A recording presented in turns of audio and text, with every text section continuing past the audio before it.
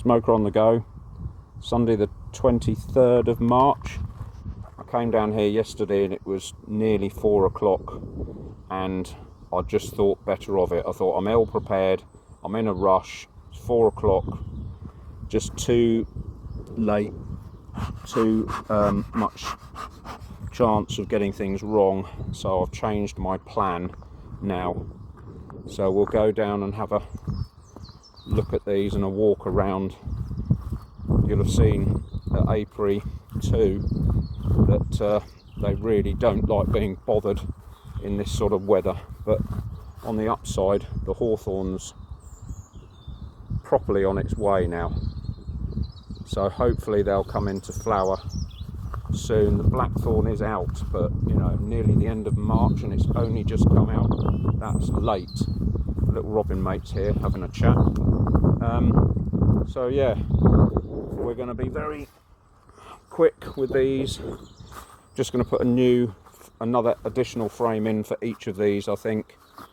Yeah, this one's still in, that's in a full box actually. It's this one down here that's in a insulated box, so I could actually put this colony into a bigger box that isn't insulated, and I think I might do that because I changed my mind down at the other one, Apiary 2, at the last knockings. I think it would be too much of a shock, but because you've got these covers on, it doesn't shock them too much. But here we go, look, 12 degrees and they're at it, as if nothing's stopping them. So it just shows you bees don't read books, and that holds true. Look at this little colony. So this lot, eventually, when I've got my act together and ran through how these cover boxes work, then this cover will go on this box here to keep them insulated from hot and cold, but predominantly from cold, but it does work in the summer as well. So yeah, they're flying in. So there's the quick inspection done, and it's sort of 1:30 now, so I'm really going to do these, get on with it quickly, and yeah, clear off and leave them to it. Right folks, so on this colony we've got 3 jobs. We've got to feed them, second treatment for Varroa, and also move all of that box into here. So what I may do is just to take that box off, put this one on the floor, and then transfer them back again. We'll just see how we get on with it.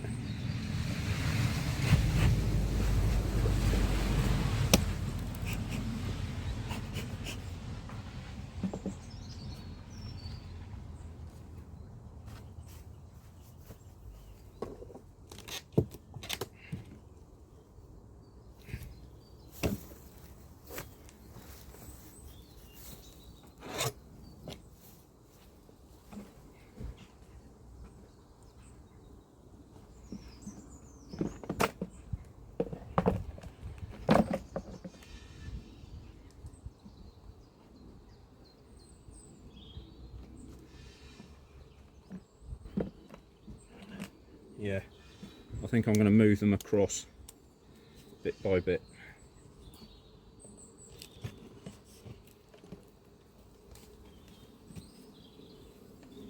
Right, so they've got through almost everything, you can see.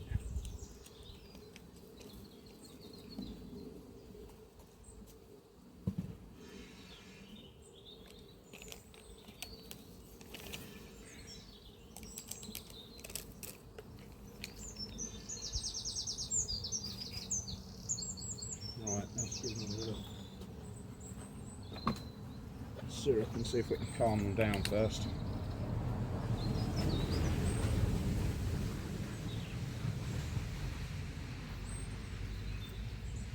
I don't want to go too mad because it's all going to go into the other box. So I don't know whether you've done the maths on this, but you've got 1, 2, 4, 6, 8, 10, 11 frames, because there's insulation at the front here and at the back, and on this box you can get 12 in there, and because it's covered I'm just going to move them now. So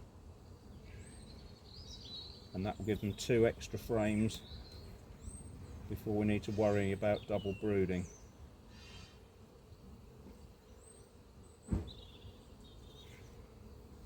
So there's a solid slab of ivy honey.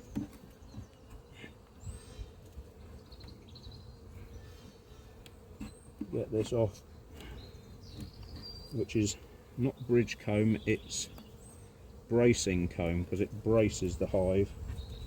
But sorry love, yeah, it braces the hive. I presume that's where it gets its name from.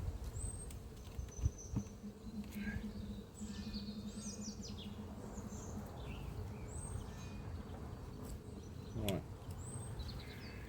solid frame of that could actually go. Yeah, that can go, I think. So I've not even opened it. So I'll put that to one side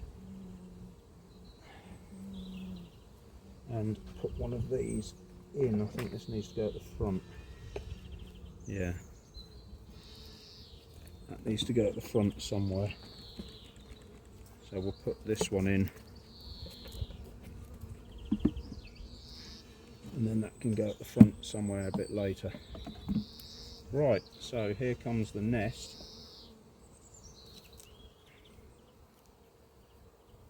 That's open brood and wax. So actually this, what I said, wax, I'm going mad, you know, it's honey. I'm looking at wax, but I'm going nuts here. It's the trouble with rushing everything all the time. Start to lose the plot. So that's one frame of the nest.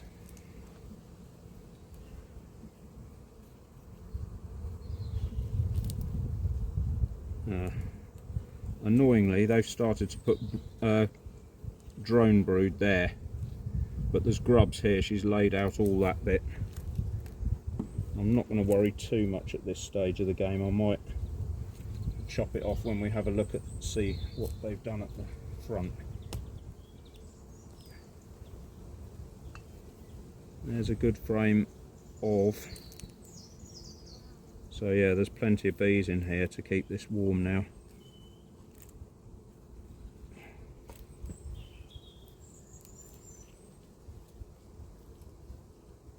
You can hear the note up here is far better. There's the queen right in the corner.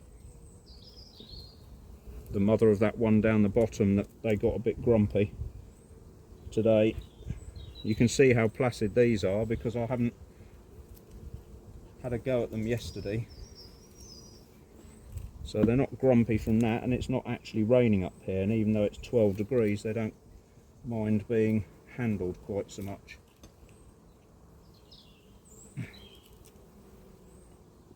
Right, so we've got pollen and open brood.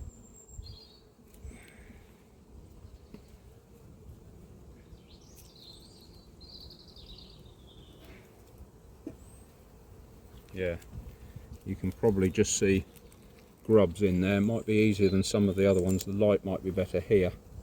Can you see grubs in there? Hopefully you can. I don't know how much closer I can get it. So there you go, and capped brood. So the nest has now expanded to that one, both sides of it.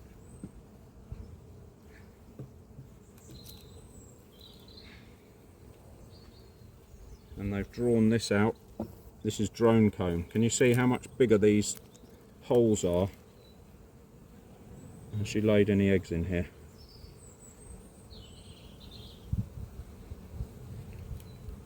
No. So they're making a start on it. So we'll put that one in here to make up the 12th frame.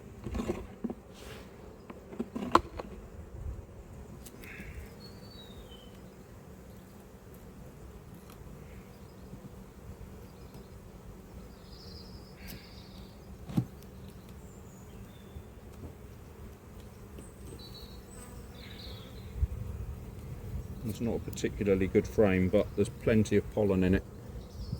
You can see there at the bottom, so clearly they can keep that.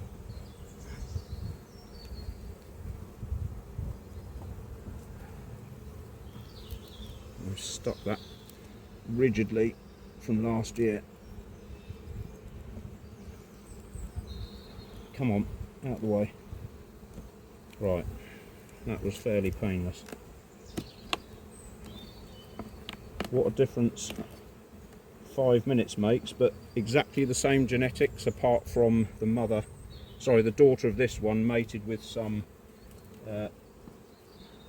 Italians.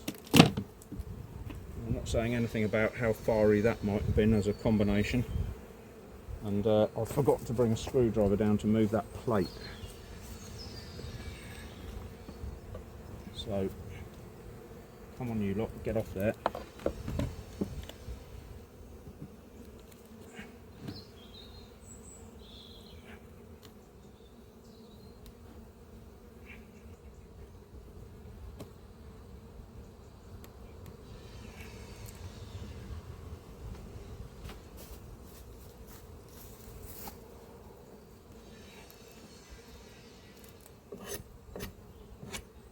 Right, this cover can go back on. Oh no, it can't, because I haven't checked the floor.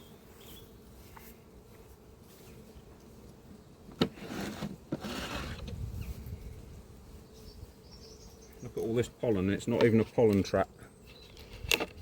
Can you see all this pollen here? Loads of it. And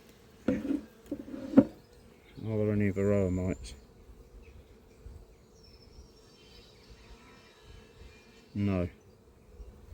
That's a greater wax moth larvae, which was a greater wax moth larvae until some hooligan just did that and they wreck the comb. So nice to know that they're out in force already. Not really. So I'll just wipe this off and get them locked up again.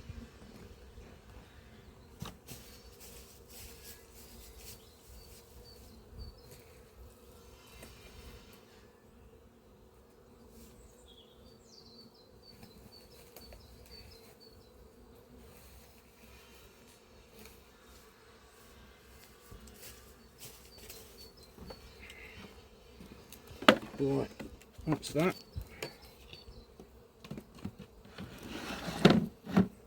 All right.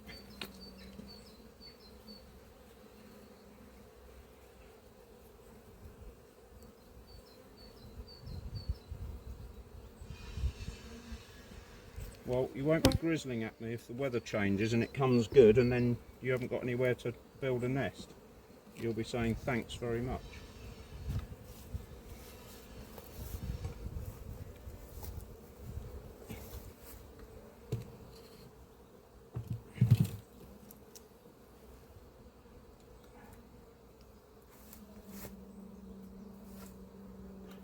Right.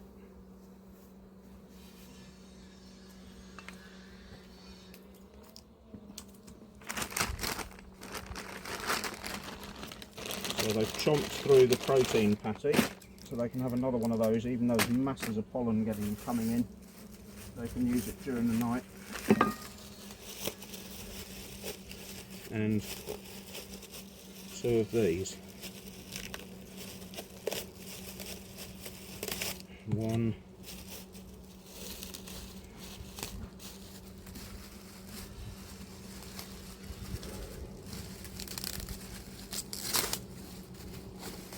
You never believed I was in the Boy Scouts, would you? Alright.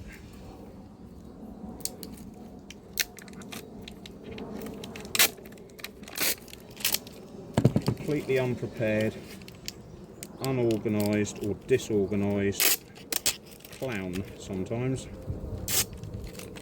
Right, that's that carefully in there.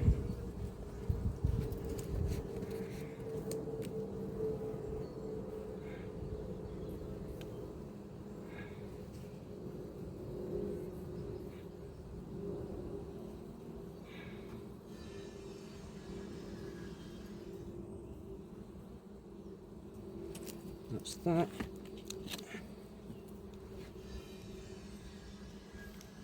Come on.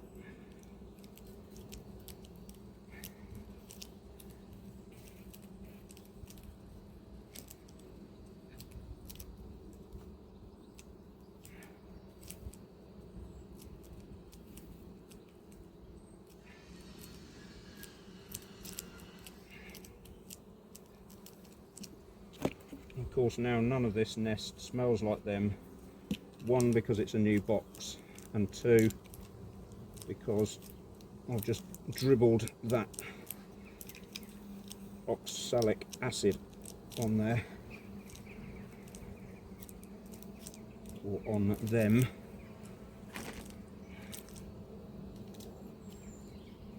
Come on, get out of the way. Right. You can have this bit back again as well.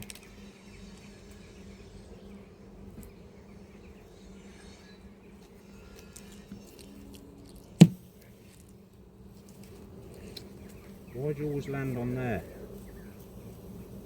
That's how I squashed them on the daughter's colony. That's how I made that mistake. I forgot to bang the lid, I think. So that was dodgy beekeeping error.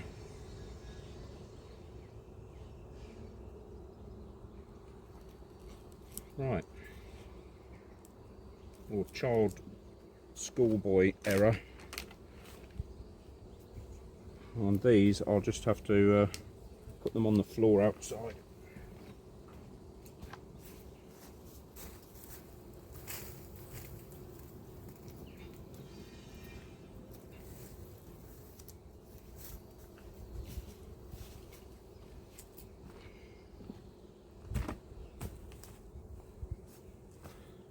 Right, on to the next one. Right, so before we start, if you haven't watched the basic entomology video, this is a queen wasp who's come out in hibernation, out of hibernation even, and I found her here. Just, you can see by the size of her abdomen that is not a worker wasp, that's a queen wasp. Well, she was a queen wasp until some dodgy beekeeper found her and said, uh-oh, no you're not.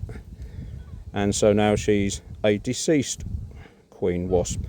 Not a deceased parrot, but a deceased wasp. So, bye. She's gone.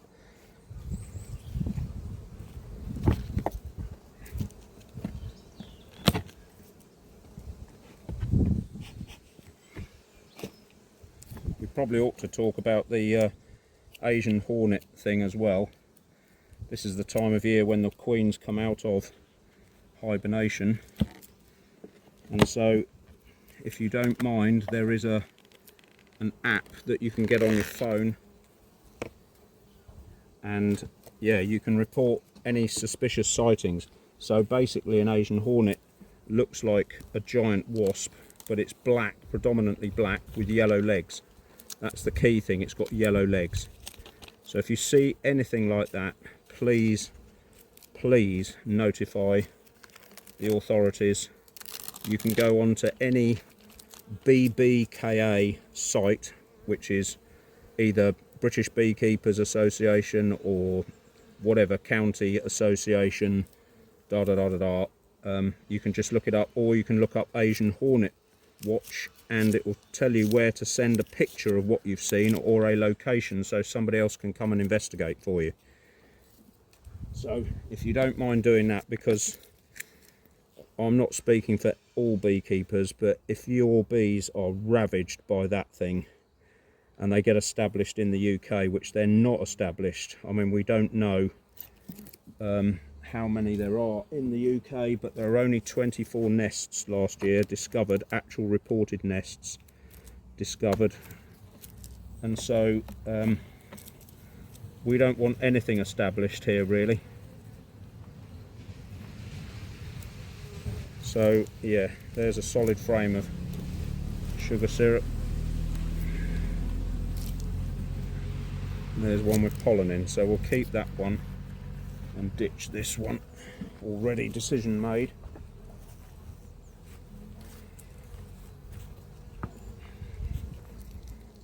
And then we've got a spare comb over there, so we're just now looking for brood and the queen.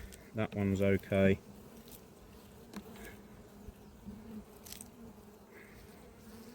Pollen, masses of pollen.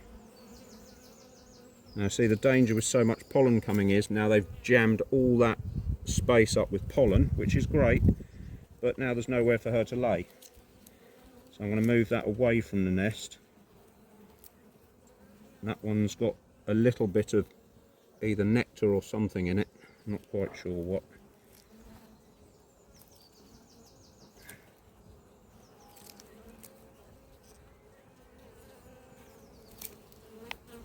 Right, so there's brood, grubs.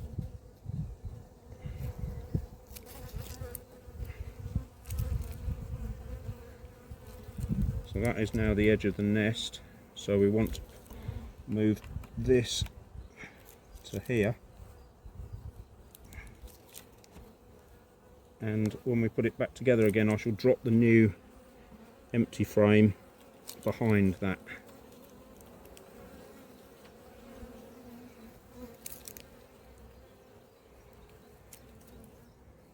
Hatched brood and to be hatched brood.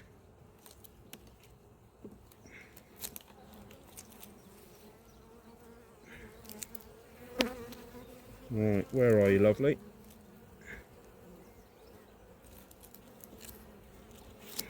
All right.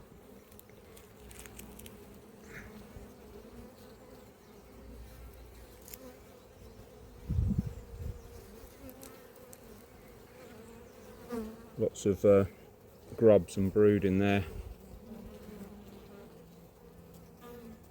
I don't know which angle to put it at, so I'm just moving it. Hopefully you can see the grubs and everything in there.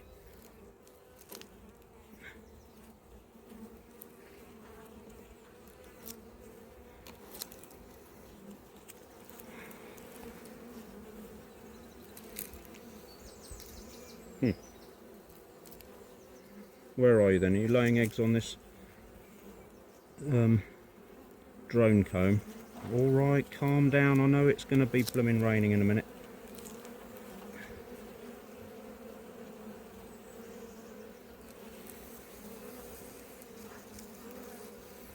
There she is, right at the bottom of the frame. So she is on there laying that frame. What's on here? Pollen. Pollen, masses of pollen. So we'll leave the pollen at the front. Push this forward.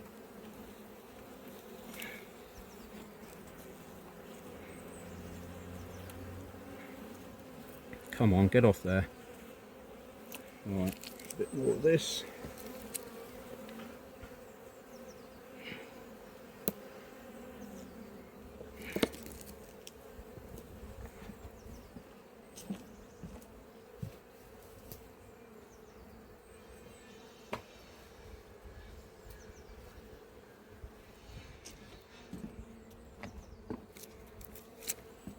Empty frame.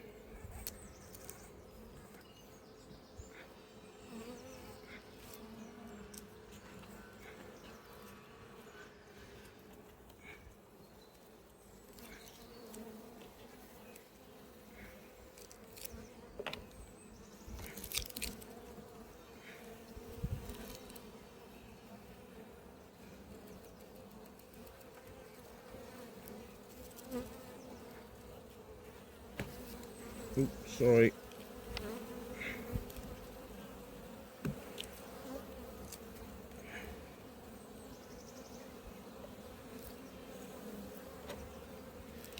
Right, good out. So your favourite part, ladies, is this.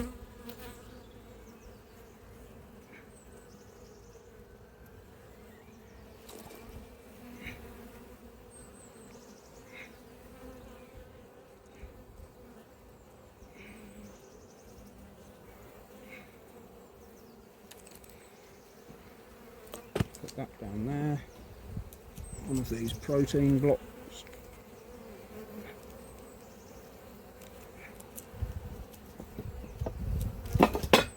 Good.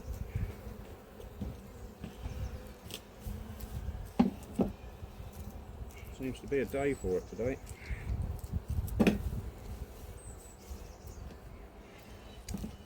Drop that plate out the van and smashed the edge of it, so that's a goner.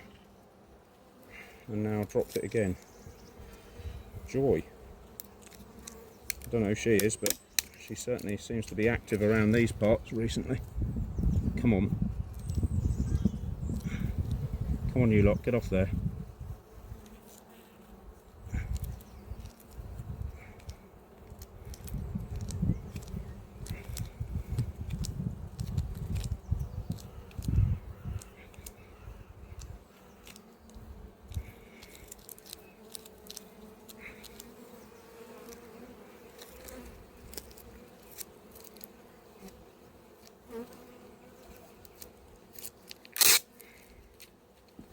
So the fact that they're getting through this quickly means that there is lots of pollen up here, but not much nectar. So once the nectar flow starts, we're going to have to go to double brood almost instantly. But next week, after we've put the last Varroa treatment on, we've got to go back to solid floors and make an assessment what to do with them then. Come on.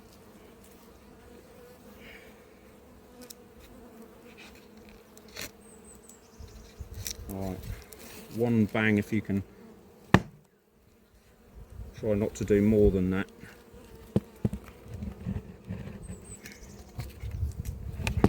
Come on, get off there. I know you're hungry, but I'm just going to squish you.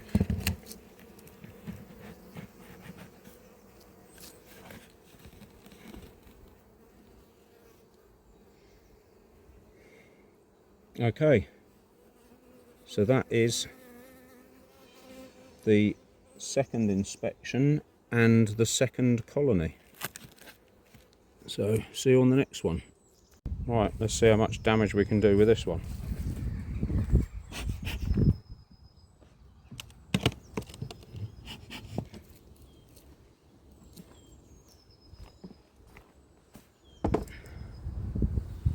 There was a lot of talking in there when that smoke went in.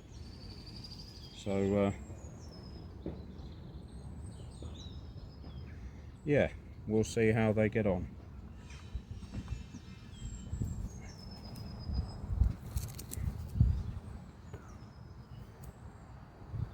I'll try and bring a little actual Asian hornet in a Perspex case so you can see it next time. But I can't remember whether I explained on the last clip or not what would happen, but if they get established here, I don't know whether it will be just me, but a lot of beekeepers will find it so traumatic they'll just stop beekeeping, because you know, you make all this effort and they just get eradicated by one predator.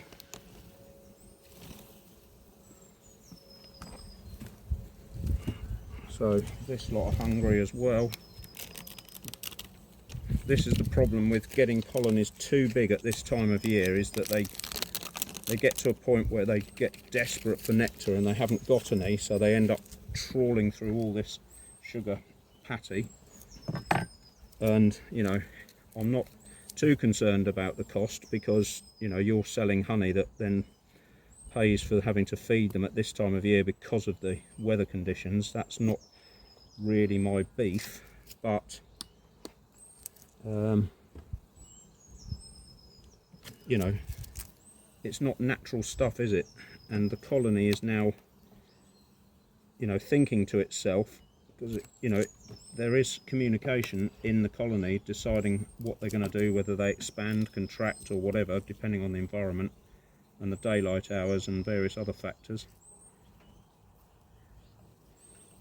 So if you start putting a nectar equivalent on here, then you know you are giving them the instruction to crack on with it. So that may be a foolhardy idea, simply because you end up having huge colonies with nothing to go at. So as I keep saying, the whole thing is almost a balancing act. I've just remembered now, seeing this floor, that I didn't show or inspect the floor next door. I'll have to go and get that in a minute. So yeah, I bet they love that noise.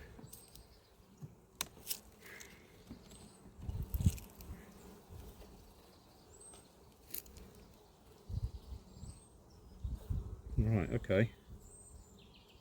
So that side's full and that side's empty, and I'm pretty sure that was one of the frames we put in last time, so that could go up there, I think.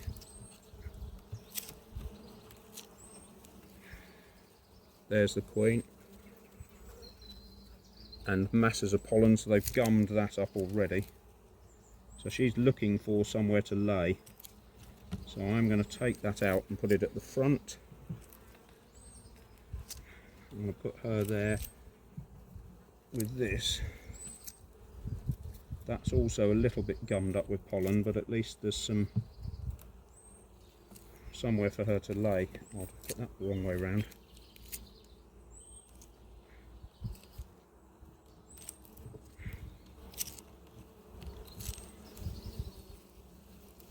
Full slab of brood.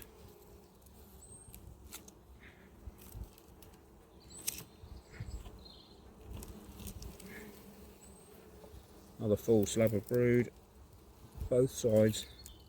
I haven't quite got that camera right. I'm going to lift it up slightly, hang on. You're not, don't know whether you're seeing what I'm seeing.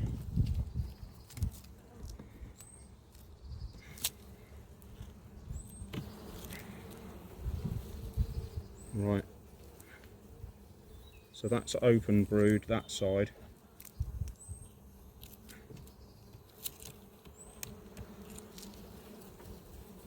Open brood, open brood. Now, have they expanded?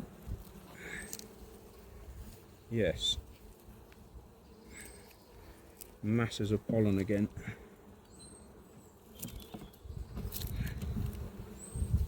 And they're starting to draw that out. Are there any eggs? No. No. What's in here? Honey and pollen. So I could have actually, so I'm going to leave that one there because that's drone and they, oh, hold on. And I'm going to put this one, because this is open that side, I'm going to put it down here.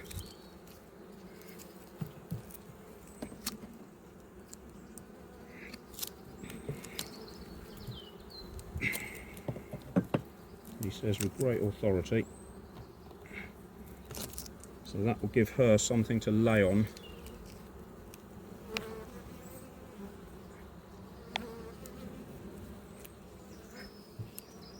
This has got to come out and go onto there,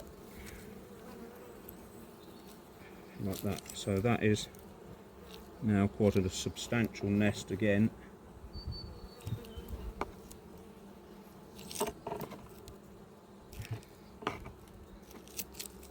Right, so I think we'll keep that one at the back, depending on what's on here. I'll just double check. Oh, there's the queen. Right, this can go back in here quickly before she moves.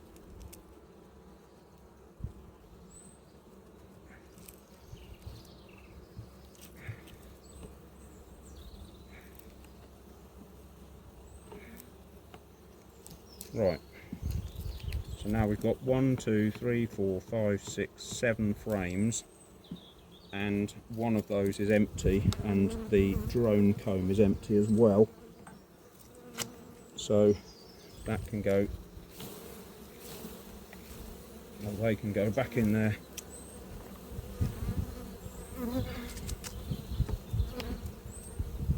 It's your favourite treatment time. Only one more go.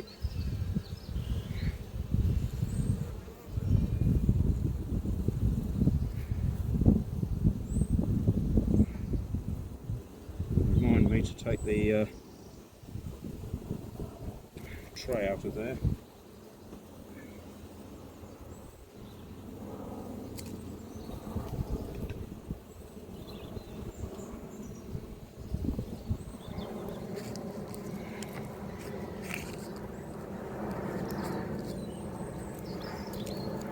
There's a few bees in here, there's a fair bit of heat coming out of this.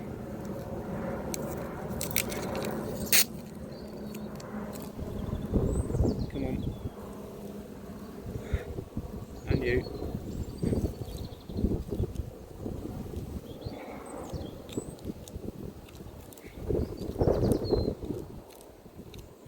Right, so we're starting to move on, but like I say, there's no point double brooding them at this point, because you have to start feeding sugar syrup as nectar, and it starts getting counterproductive in terms of cost and the way they're looking at things.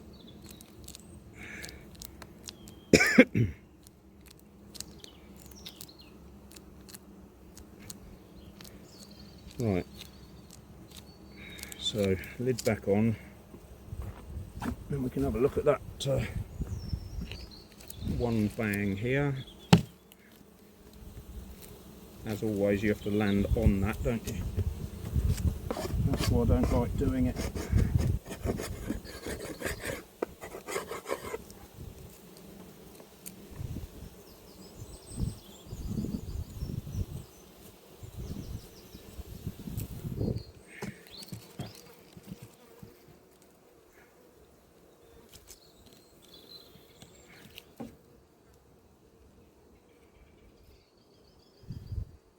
So yeah, they're coming out to check me out because it's not the ideal. They're not occupied doing something else.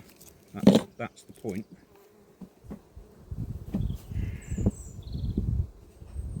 A bit like children, you've got to keep them occupied doing something else so that they don't bother you quite so much. Oh, hello. I've broken that. It is one of those days.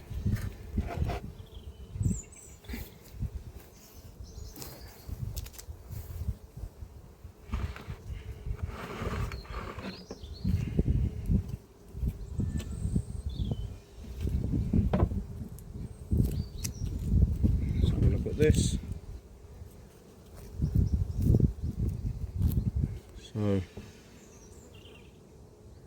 So far I can't see any Varroa mites. No, there's a couple there, one there and one there. That's about it. Come on, you nutter, you got to go. So yeah, that's pretty good. Clean sweep. Brush it off. I'll just nip and get the other one.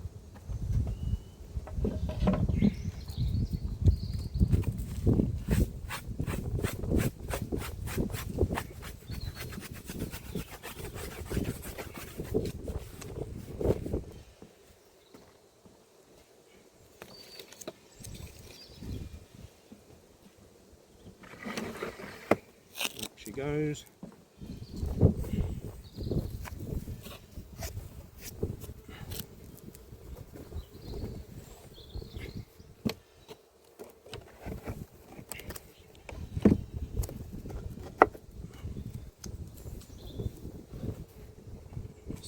That's in. Right, I'll just nip and get the other thing. We'll have a quick check of that and then call it a day.